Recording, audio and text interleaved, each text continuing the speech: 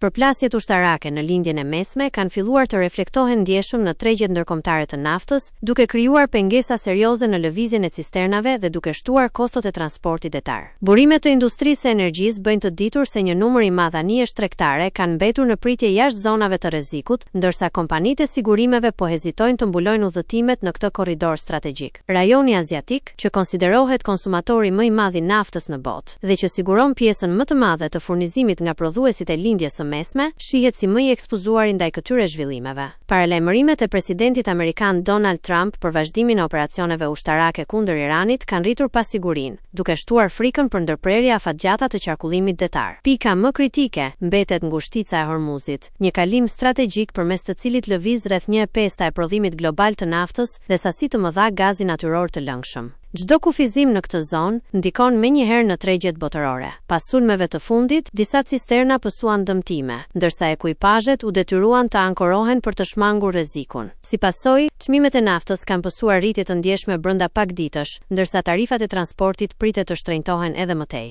Ekspertët paralajmërojnë se nëse situata vazhdon, vende të mëdha importuese si Kina dhe India mund të përballen me mungesa furnizimi, duke u detyruar të përdorin rezervat strategjike dhe të ulin kapacitetet e rafinerive. Në këtë klim pasigurie, tregu global i energjisë mbetet i ndjeshëm ndaj çdo zhvillimi të ri, ndërsa kompanitë e transportit dhe investitorët po tregojnë gjithnjë e më të kujdesshëm për të shmangur humbjet.